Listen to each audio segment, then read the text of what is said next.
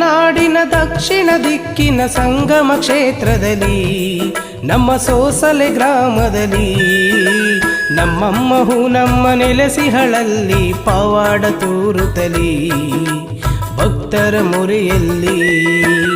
ಕನ್ನಡ ನಾಡಿನ ದಕ್ಷಿಣ ದಿಕ್ಕಿನ ಸಂಗಮ ಕ್ಷೇತ್ರದಲ್ಲಿ ನಮ್ಮ ಸೋಸಲೆ ಗ್ರಾಮದಲ್ಲಿ ನಮ್ಮಮ್ಮ ಹೊನ್ನಮ್ಮ ನೆಲೆಸಿಹಳಲ್ಲಿ ಪವಾಡ ತೋರುತ್ತಲಿ ಭಕ್ತರ ಮೊರೆಯಲ್ಲಿ.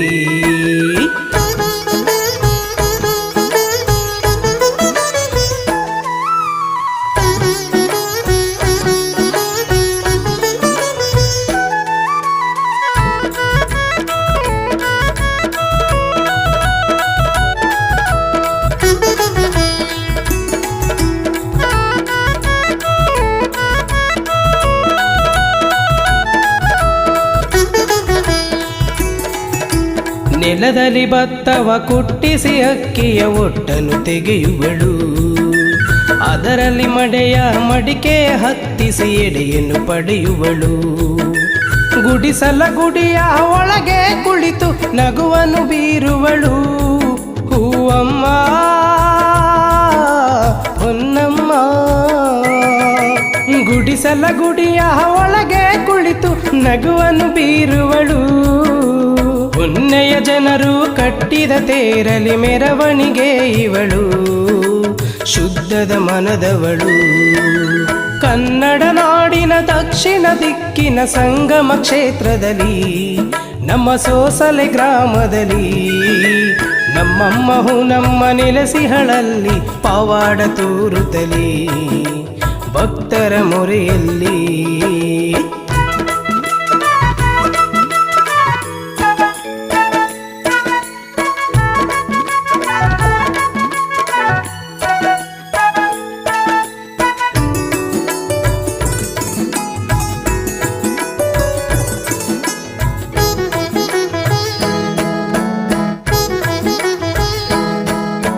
ಮಂತ್ರದ ಶಕ್ತಿಗೆ ತಂತ್ರವ ರೂಪಿಸಿ ಸಿದ್ಧಿಯ ಮಾಡುವಳು.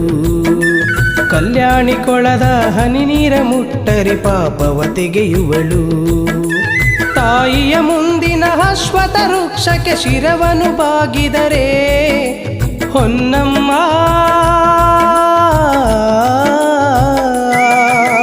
ತಾಯಿಯ ಮುಂದಿನ ಅಶ್ವತ್ಥ ವೃಕ್ಷಕ್ಕೆ ಶಿರವನ್ನು ಬಾಗಿದರೆ ಪುಣ್ಯವು ಎರಗಿ ಫಲವು ಗಳಿಸಿ ಜೀವನವೆಲ್ಲವೂ ಸವಿಯು ಎಲ್ಲವೂ ನಮಗೆ ಸವಿಯು.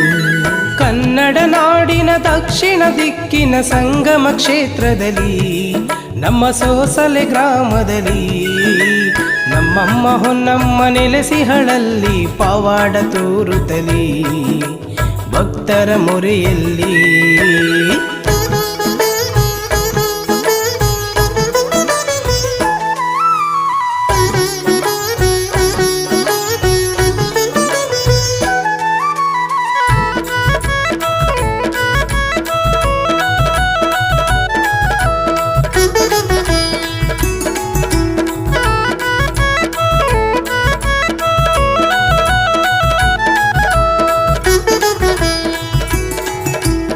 ಆರಾಧಿಸಿದರೆ ಆನಂದವೆಲ್ಲವೂ ಹೊನ್ನಾದೇವಿಯನು, ಪೂಜಿಸಿ ಹೋದರೆ ಪುಣ್ಯದ ವರವು ಹೂಬಾಲಿ ತಾಯಿಯನು.